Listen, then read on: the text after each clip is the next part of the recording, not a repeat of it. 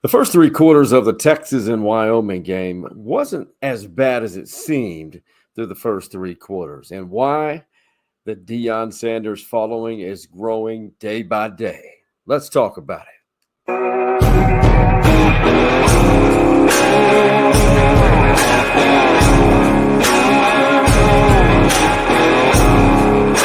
Not exactly the best performance by the Texas offense. And the defense, honestly, besides that one play, you heard Stevie Lee and I talk about it in the pass rush this past Sunday, but you take away that long play that the Texas defense gave up. For the entire game, the Texas defense looks stout. They're one of the most efficient defenses in the country.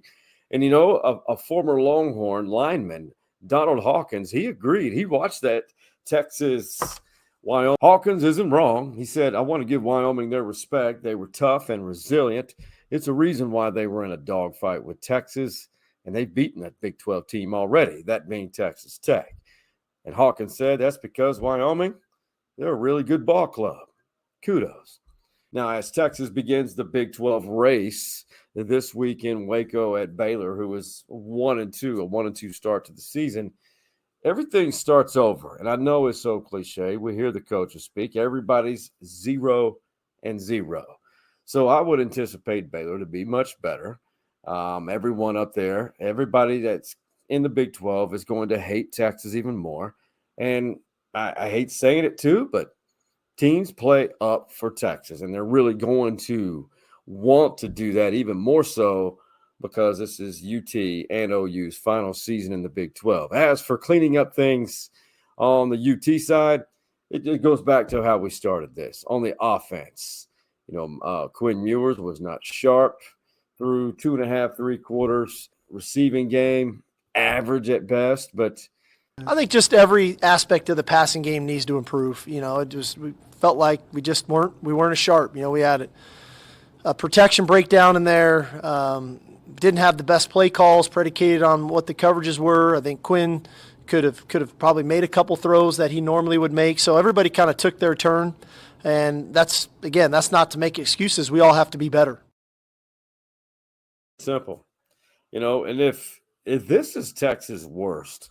If this is their worst, I think they could not be a team that just shows up. But if that's their worst and then they are that strong in the fourth quarter, they're going to have a good run this season in the Big 12. I mean, I'm not going to say undefeated. I just think the mark of excellence this year is if Texas makes it to the Big 12 championship game. I've been saying that, or a lot of people have been saying that since May or even in the spring.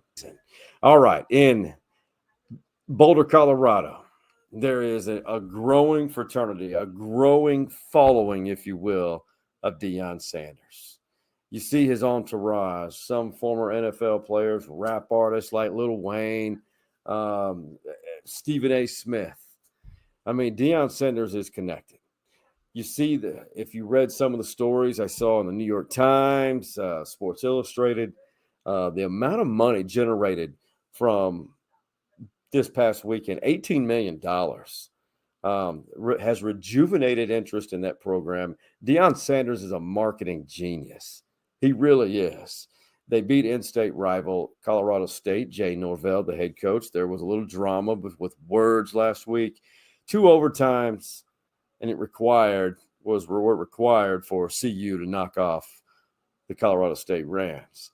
But a lot of people do criticize Deion. I think it's a lot of old school people of my generation, some people doubting him. But I feel differently about it. I really do. I really am. I think he's a marketing genius. Deion Sanders, he was on 60 Minutes recently, and he was asked in a very candid interview.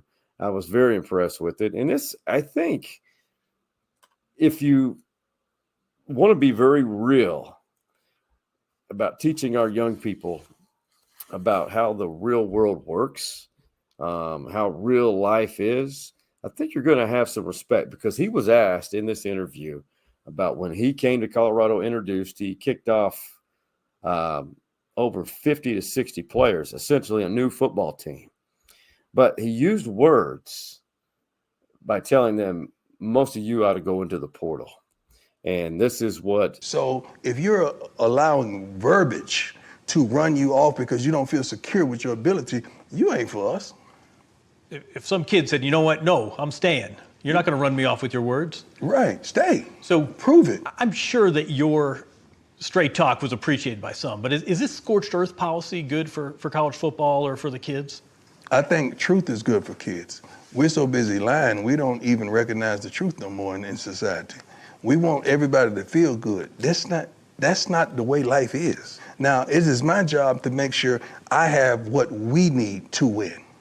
That makes a lot of people feel good. Winning does. He's not wrong. Winning cures everything. It always does. But there's one thing that I think he's saying there that everybody in our society right now needs to embrace. There's always a winner and there's always a loser. And more often than not, we're all going to experience failure. And that's a great lesson for young people right now, and even some grown adults my age. You don't always get a trophy, ever. Just because you show up, you shouldn't receive a participation trophy. Work harder. Work toward the goals. So I'm behind Deion Sanders. I'm officially on board the Deion train. But my buddy up in Fort Collins, Jay Norvell, doing a great job at Colorado State. He's gonna turn that program around, and that's going to make that rivalry up there even better year in and year out. Now, in case you didn't know, old heads like me who love college football know it. Deion Sanders played for Bobby Bowden at Florida State. Well, Emmitt Smith, who was prime time's teammate when he played for the Cowboys, of course, Emmitt Smith played at the University of Florida. Well, there was a picture circulating and Deion Sanders is not known for contact when he was a All-American cornerback.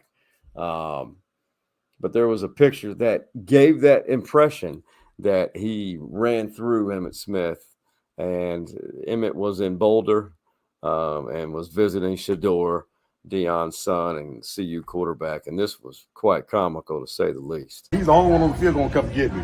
I know I cannot run him. So he gets up to me, I give him the stiff arm, I turn, and his hand is right here. And that's the picture. Hey, I don't know what it looked like, but the picture looked like I ran through him.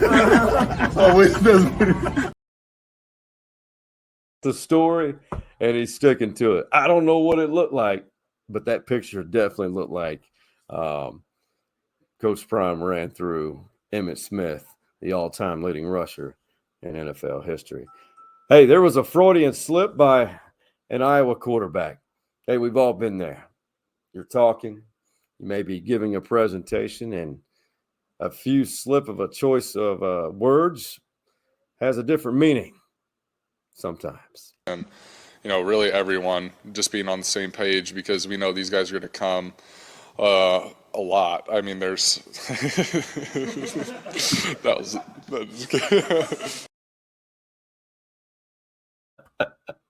Love it a lot. Cade McNamara. That clip will be played, and there will be memes created. Well, there already are. Absolutely, no doubt. Hey, I want to give a shout out as we wrap things up to, if you over here on the left side of your screen, Honest AC and Plumbing. If you're in the Austin area, give these guys a call. It's time to start thinking about servicing those heaters. Can't think of adding heat, but before we know it, we'll start having these cold fronts run through here and have Honest AC and Plumbing come out, service, maintenance, and your plumbing as well. And that's their slogan, where a handshake still means something. And a shout out to Shoal Creek Saloon and, of course, Jim Saxton, State Farm Insurance Agency. Hey, thank you for watching. Be sure to follow Stories Inside the Man Cave on all of our social media platforms. And, of course, you always know, when in doubt, it is always the best solution to talk about it.